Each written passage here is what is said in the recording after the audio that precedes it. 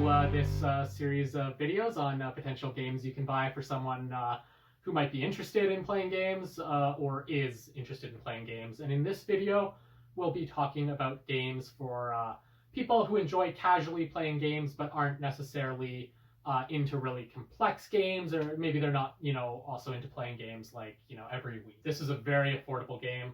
It's going to come in at around 11 Canadian dollars. There are places selling it for much more inflated prices, but if you look, you should be able to find this for 11 Canadian dollars. That's about 8 American dollars. And this is Wizard. What are you buying with Wizard? You are basically buying a standard deck of cards with a couple special wild cards in it, and you're also buying a score pad. So what is Wizard about? As anyone who's familiar with trick-taking games will know, the goal is to basically play the highest card of the suit that is led for that particular hand, and then you win the trick. Here you can see pretty standard deck of cards, nice thick cards. And then you can see there's a couple special cards like this. They're basically just kind of wild cards, trump cards. But other than those cards, it's a standard deck of cards. You get a score pad. You get a very small rule booklet in a couple languages as well. It is worth noting. And you get if you have a complaint about the game, you can fill that out. But yeah, so what happens in Wizard? Well, you get dealt a hand of one card. You then have to figure out, do I think I am going to win this trick? And then everyone bids. In that case, pretty much a 1 or a 0. A 1 indicates you think you are going to win the trick. A 0 indicates you're not. You play the trick. If you bid successfully, so I didn't think I was going to win the trick, I didn't end up winning the trick, I get points. If I thought I was going to win the trick and I won the trick, I'm going to get points. If I bid incorrectly, I'm going to be penalized for that bid. Yeah, so definitely recognizing the power level of your hand and making assumptions on how well you think you're going to do. And so, okay, so we note that down. Then we deal a new hand with 1 additional card. So now it's 2 cards in the hand. So you're going to bid 0, 1, or 2. So now you have to think a little bit more. And basically, you just keep increasing the number of cards you're dealt until you get to the bottom of the scorecard here, and the game is over. You tally up everyone's scores, and you see who won. So trick-taking games, obviously the rules are not very complex.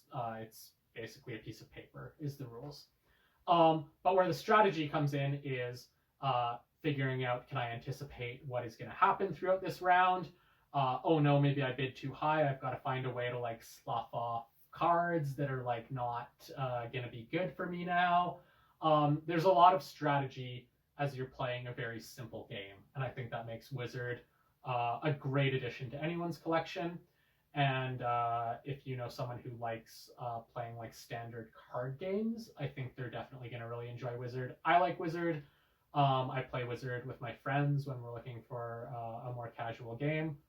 It's always a fun time.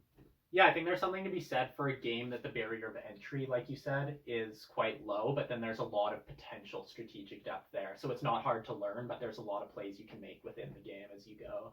Yeah, if you know someone who likes games, doesn't have Wizard in their collection, for $10, there's no reason go wrong with that. Not to gift that to them.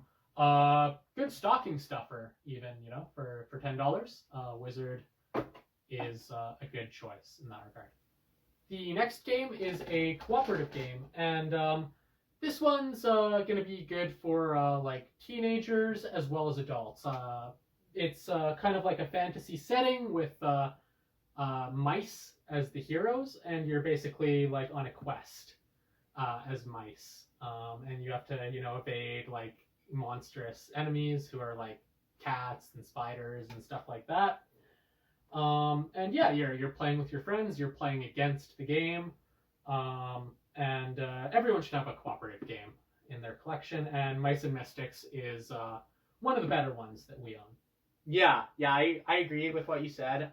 Cooperative games, if you've never played one before, it's a really fun experience to work together with a group, or even with one other person to combat the game. And this is a fairly difficult one. Granted, we haven't played it in quite some time, but we were consistently losing the first scenario. We were playing when we were younger, but still teenagers, and it was fairly difficult, quite difficult actually. So yeah, maybe if you're trying to get a gift for someone who like hates losing or hates really hard things, definitely not the one for them. Yeah, that's a good point, I think. But if you're looking for a challenge, you want to embrace that challenge. This is tough, and honestly, it's still a game that's fun even when you're losing. You always feel like you have a chance. You're typically you're making it right to the very end of the first scenario each time. And yeah, it's a very compelling theme. So in terms of components, this game, a game by Plaid Hat Games, they generally do have very strong components. Rulebook here, you can see there's lots of visual representations of stuff if that's the kind of like learner that you are. Yeah, and in terms of the scenario, so like Hal said, there's a story here. It is a quest game, and there's an interesting ongoing story that you're exploring, and that's found in this book, The Sorrow and Remembrance. So yeah, the artwork really beautiful in this game. The components are very well done. The storybook is long. This is I guess these last couple pages are just notes, but really it's about a 55-page storybook here. There's a ton of play and hours of entertainment that this game offers. You can see there's nice board components to put together. There's like trackers for stuff. Here's little boards that you play on, your various adventures. These ones are double-sided. There's tons of terrain here for you to have your hero's quest on. We've got some extra plastic bags, which is need. Never a bad thing. Well, could be a bad thing if there's too many. Yeah, there's just a ton of high-quality boards here to quest in various locations with your little mice. Yeah, so the flavor and the theme is really enhanced through the artwork and the components here. I think Plaid Hat has done an excellent job with this game. The component quality is very high. The price point for this game is 95 Canadian, I believe. Yeah, 95 Canadian, be about 73 American dollars. There are expansions for this game. We're not going to discuss them at an $100 price point with tons of with play. The amount of play that's offered here. There's no need to even consider those until you've played through the campaign and you know that the person enjoys the game and they've gotten their value out of the $100 game. Yeah, so you got a lot of really nice figures here. Like Hal said, various monsters that are threatening for your mice. We have centipede-like creature. That's one of the real bad ones.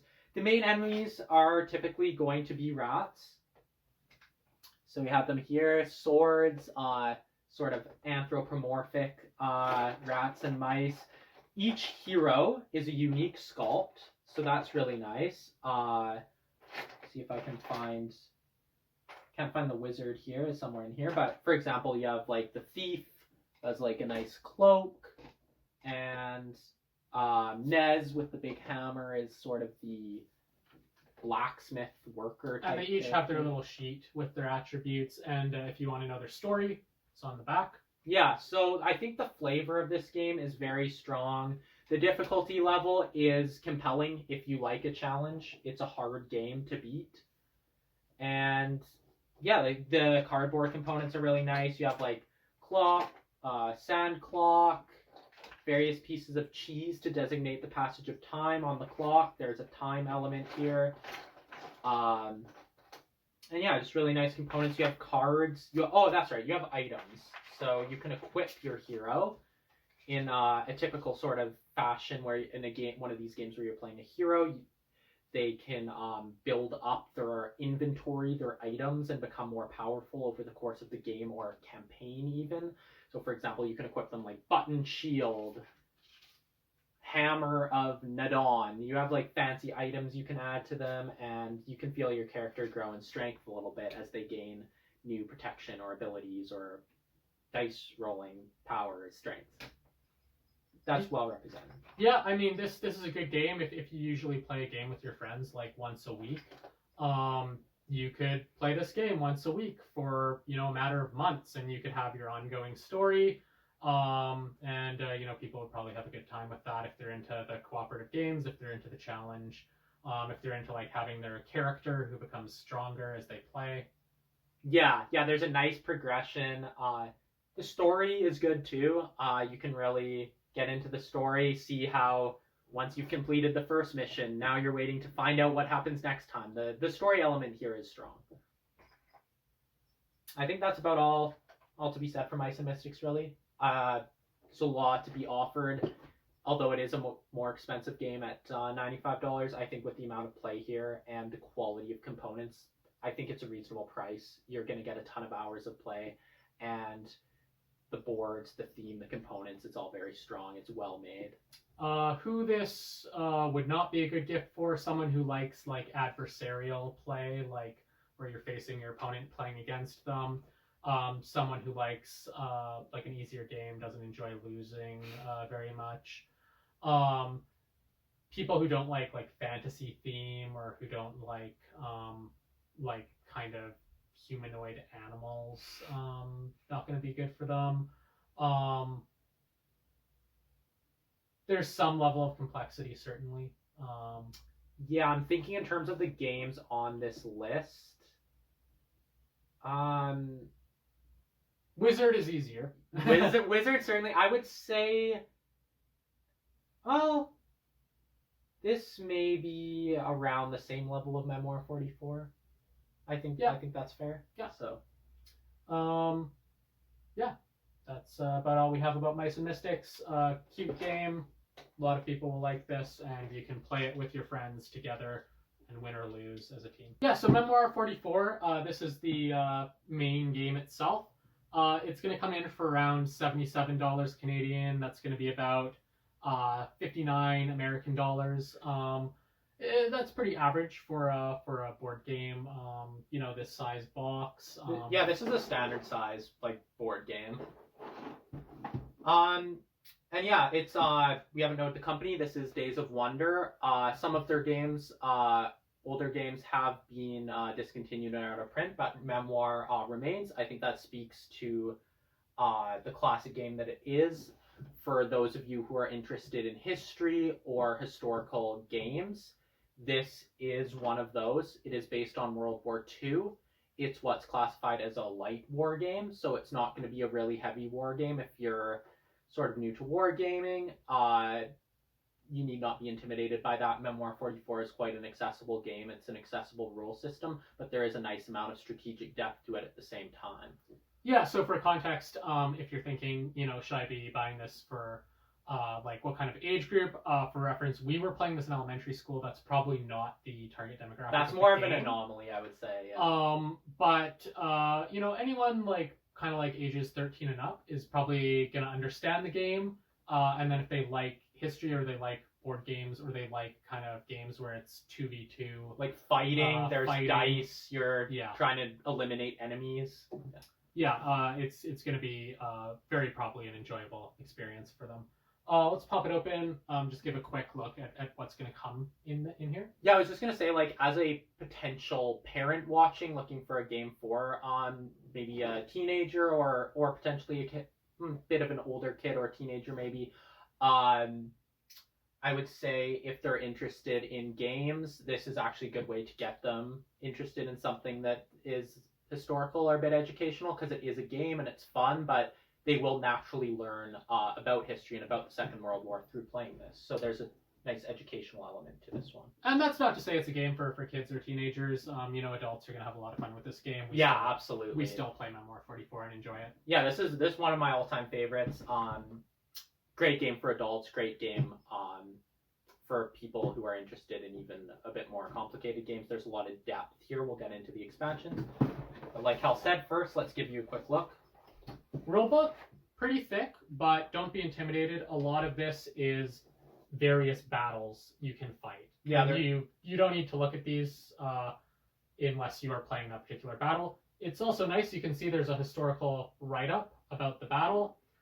Scenarios, I believe they're called in here. Yeah. Yes, well, historically it was a battle. It shows you how to set it up. pretty much all of these are Allied forces against German forces in this rulebook. All of them in the core set. And as the name of the game would indicate, it's from 1944 on, and you can see you start with D-Day. Here we have paratrooper operations. Here we have some beach landings. And then you're going to go on and see campaign Liberation of Paris. Yeah, as the Allies work their way through France. Arnhem Bridge. Lots of famous things in here with opportunities to learn about the history and then replay it, as it were. Yeah, exactly. I think the historical flavor is really nice. It's not overwhelming. It's just a paragraph. If you just read that before the scenario, you get some nice historical flavor.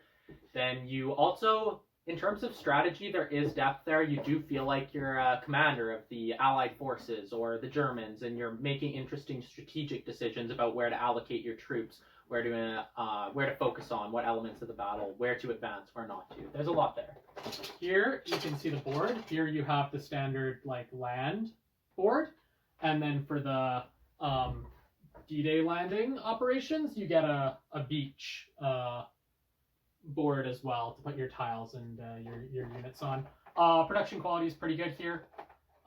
You can see, I hope, that it's a reasonably thick board, and we've had this for probably 15 years, and I would say great production quality in terms of the amount that we've played. It's still in really good shape. Yeah, as long as you take reasonable care of it.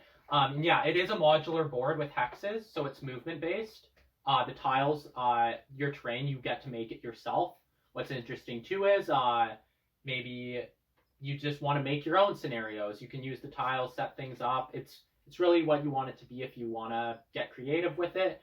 But the hexes, they fit perfectly on the board. You got forests, rivers, hedge groves, like in the fighting in Normandy. So a lot of interesting different pieces. Mostly forests, rivers, hills. There's some cities. Yeah, that's right. Towns actually are a big thing. Towns and villages. And they give you some little bridges and bunkers you can put on the map.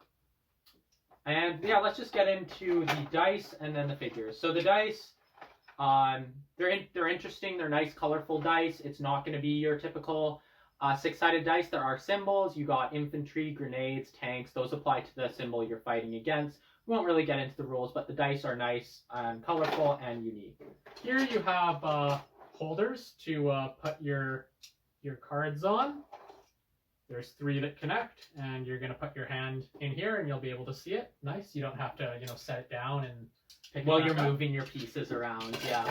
The holders, honestly, you could use this for like a bunch of other games, even if you wanted absolutely. to. Yeah. Here, just not getting into it, but you can see there's nice cards in the deck. Let's just show one of the special ones. You can see there's some special cards representing a bit more tactical maneuvers you can make, events, certain kind of things like that. But nothing too complicated. I mean, as you can see, this card tells you exactly what to do after playing it. Pretty straightforward. Yeah, a lot of the cards, we'll just using this as an example, it has a number, it's a 2, that it shows the flank. It means you can move 2 of your forces on that side of the board. It's fairly intuitive, and the rule system is not that complicated once you've gotten a hang of it, and then there's some nice strategic depth there as you play, but that's not a barrier of entry, because you can get playing fairly quickly. Okay, these are pretty small, so they might not turn up super great, but I'll just walk them over. You can see there's some tanks for the Allies and the Germans. There's little infantrymen, different figures. Here's artillery, sandbag, and hedgehog. Yeah, here's some anti-tank emplacements, some sandbags, barbed wires. Have an artillery piece as well. So yeah, you can see it comes with quite a bit of these things.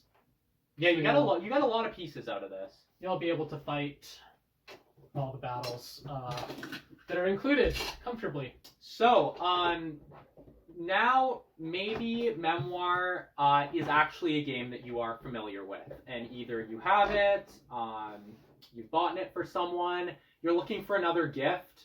Memoir, and where a lot of the depth of Memoir comes, is actually in the expansions. Out of the core, this is not the most difficult game, but you can add more depth and flavor through the expansions. So just a couple examples we've grabbed here are the different theaters of warfare that you can fight. As Hal previously mentioned, Memoir 44 beginning in 1944 with D-Day.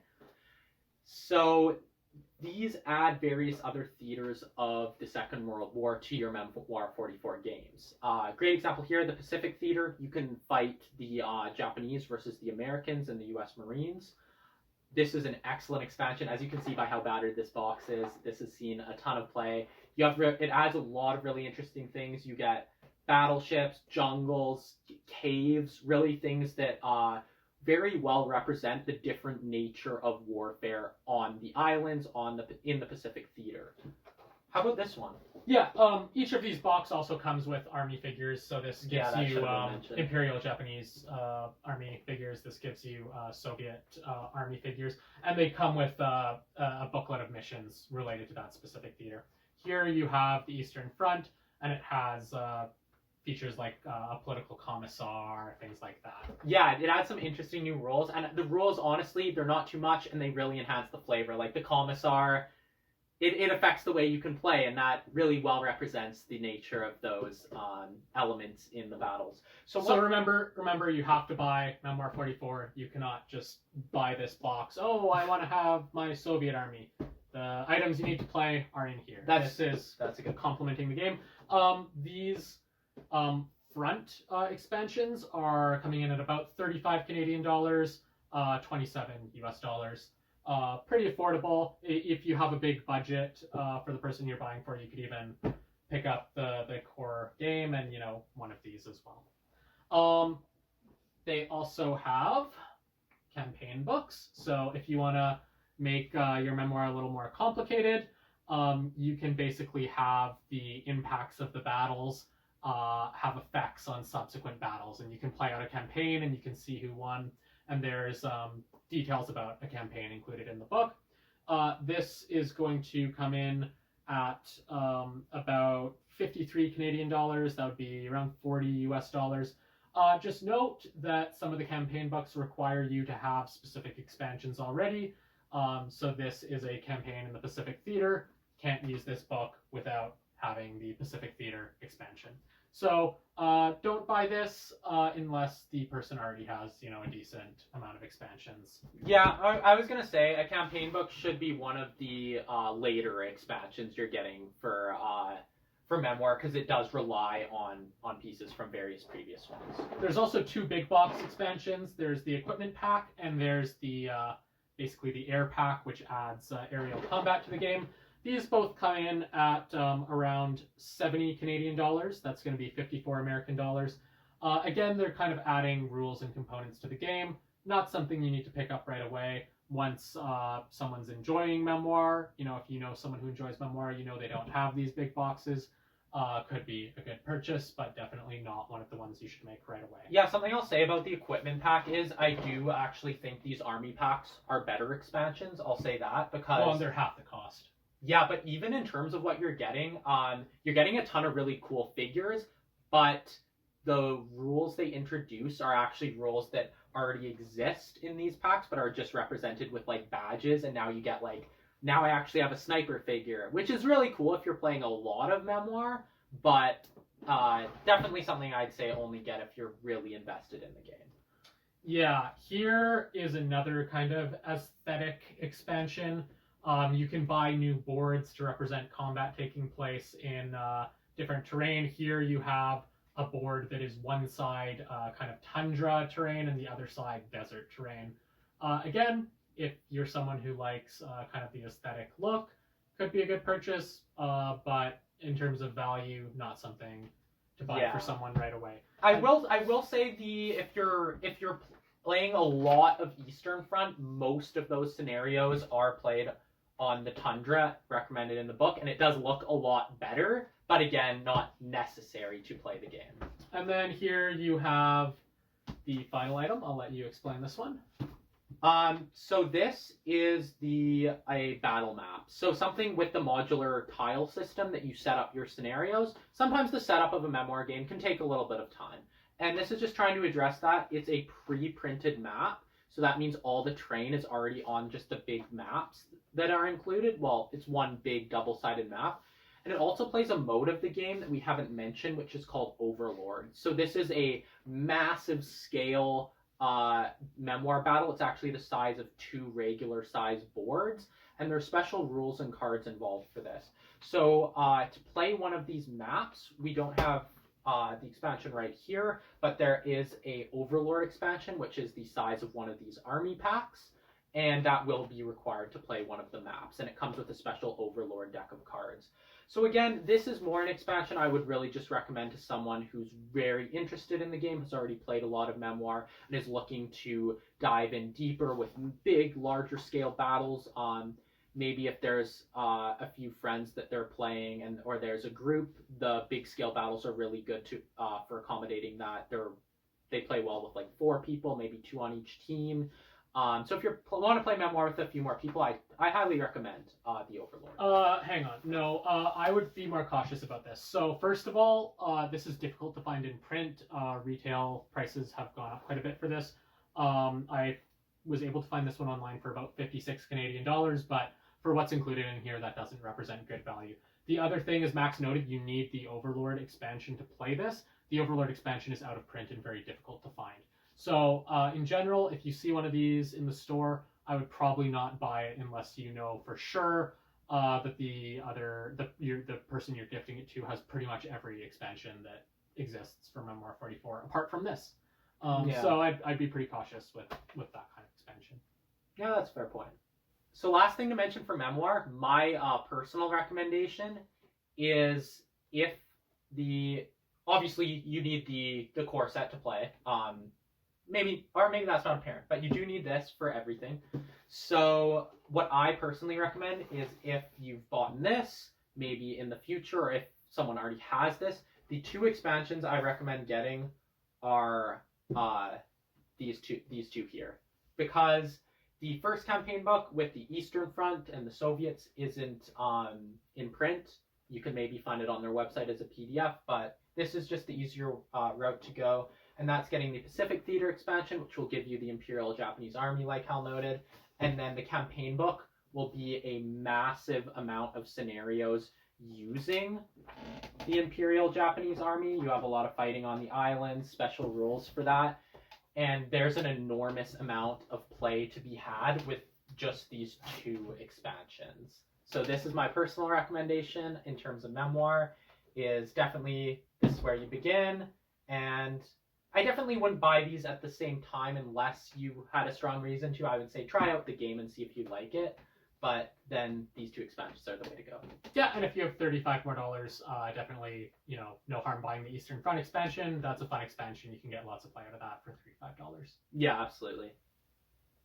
The last product we're going to recommend in the more casual game category are some role-playing starter sets. And Mice and Mystics is kind of like role-playing light integrated into a board game. And this is more full-on role-playing. So just right off the bat, these are pretty affordable. A lot of them are going to come in at around 35 Canadian, 25 US dollars. There are some that are more expensive. The Legend of the Five Rings one is about 10 American dollars more. That doesn't always mean they represent better value. That has to be noted. Some of the cheaper ones are just excellent value for what you're purchasing. But who is this for? If you have like someone who's creative, who really likes a certain like intellectual property or like genre of movie or something like that. If you have like a group of friends who likes like storytelling, who like you're watching movies, the character should do this, these could be good products to pick up. If you're looking for a gift for someone who's like really shy or like has a lot of trouble like thinking on their feet, this might be the kind of gift they might not enjoy. But at the same time, it might be a good experience for them to like get them out of their shell. So just try to know who you're purchasing a gift for. And if it's kind of a more shy person, they might not like this cooperative storytelling. They don't have a bunch of like-minded people to play the game with. Maybe not a great gift. But for more creative people, groups of friends who have common interests, these are great purchases. You can see if you like role playing. You can see if you like role playing in a particular system. You can role play in some kind of genre or intellectual property that you love with your friends. And with these starter sets, you do it at a really affordable price. So I'm not going to open these up. I'm not going to get into it too much, but what any starter set should be coming with is like a condensed form of the rules. So you can have someone adjudicate the game. It's not going to be the full, thick rule book that you may have seen, but it's going to be functional for playing the game. They also come with pre-written adventures or scenarios for someone to run for the other people playing the tabletop role-playing game. And in general, those are written for someone who's like newer to it. It's going to guide them through running it step by step. It's going to have lots of suggestions for them. And in general, these publishers are going to try to include like fun scenarios that people have a reasonable chance of succeeding at. They also come with a variety of dice. So like it's not just 6-sided dice. There's dice with many different sides. You're going to get this with this box, so you can play the game without going to the store and buying a bunch of random looking dice. And then finally, you're going to get pre-made characters, so you can just jump right into the game. You don't have to spend an hour sitting down. Oh, how do I make a character? What's going on? You just pick a character that you like the look of, and you jump right into it. Your character is probably going to have a bit of background, tell you kind of like what they might do in certain situations, and they're going to have all the numbers generated on there for you, and you're going to learn how to use them through play. Which for the first time, I think is essential. That I think that's a big barrier of entry to be like, hey, do you want to play this game? You just have to sit down and make this whole character first. You can just hand them something that they can use. So I own a lot of role-playing games. I don't own a lot of starter sets. I've actually got all 3 starter sets I have. But what I'm increasingly realizing is that there is no better role-playing game in terms of like product value than the starter sets. The starter sets generally come with like 2 or 3 adventures. They come with pre-generated characters. They come with dice. They mostly come with nice cardboard boxes that are going to look nice on your shelf. A lot of them come with like tokens, that kind of stuff. And they're really affordably priced. Like a lot of them are like 30, 35 Canadian, 25 American dollars. And if you even want to buy a book of a couple scenarios for a role-playing game, it's usually going to be more expensive than that. And you're often getting 2 or 3, fun scenarios in these things. It's a great way to try out if you like it.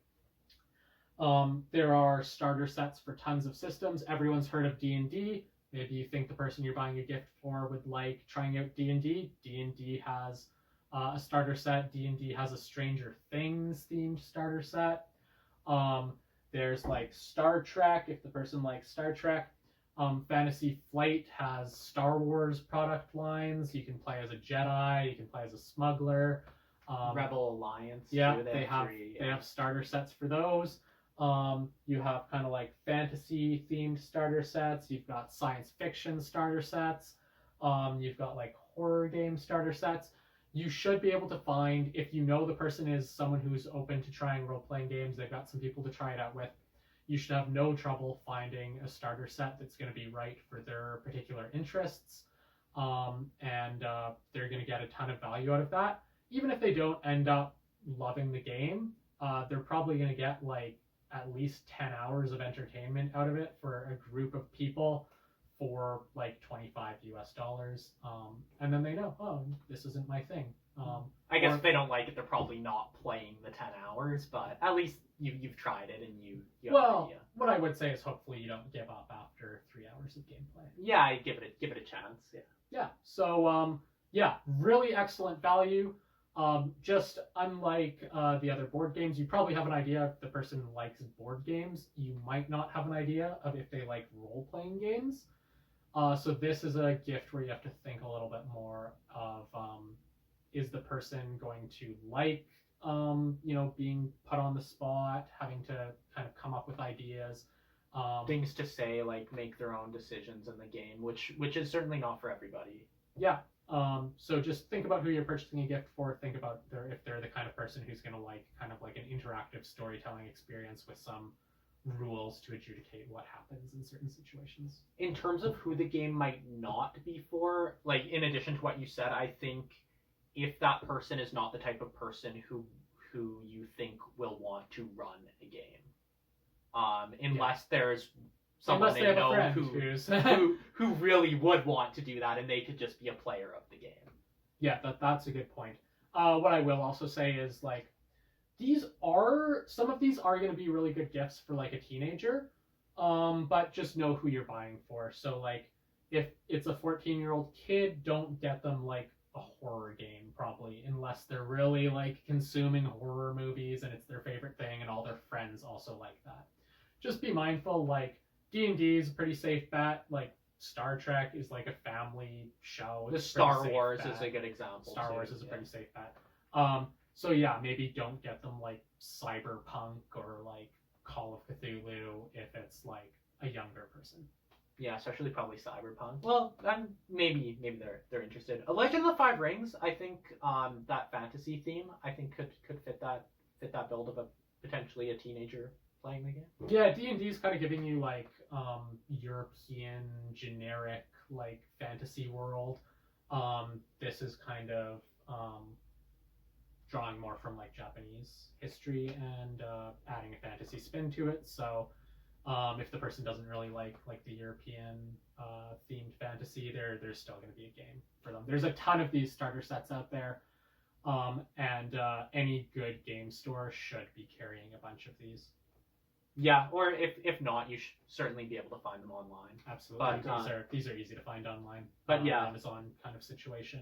Yeah, if you could support your local store, we definitely recommend that. But yeah, you often actually get better value from your local store anyway. So. That's a very good point. There's something to be said for that. Yeah, go to your local store, see if they have it. And COVID is currently a thing, but most good local board game stores do have websites. You can look at their inventory.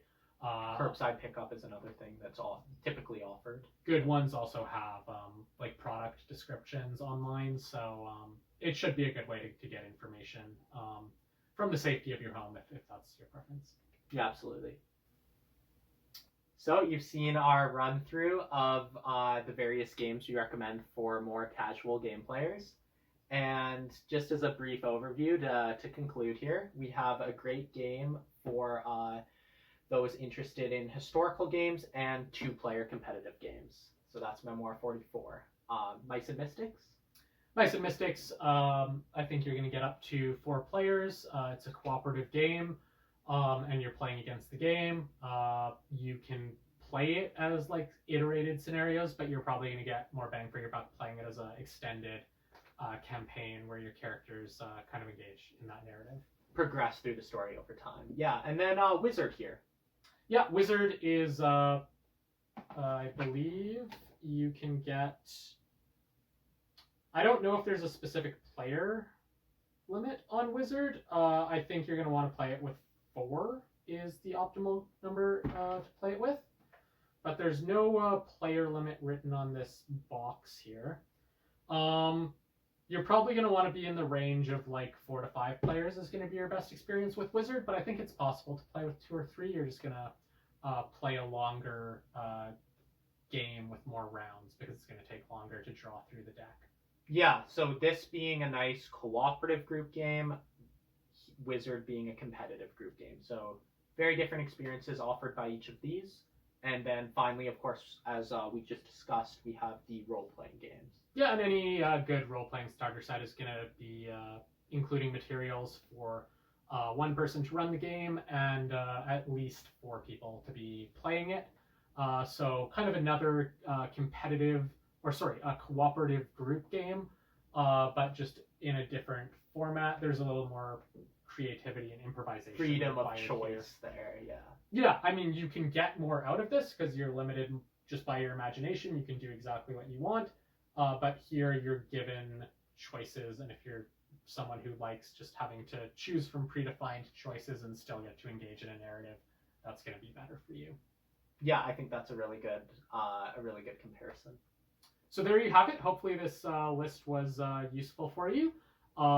If you're looking for games for someone who has a huge games library and plays games all the time and loves complicated games, you're going to want to stay tuned for our next video because we're going to dive into those there. Yeah, recommendations for avid gamers, if you will. That'll be up next.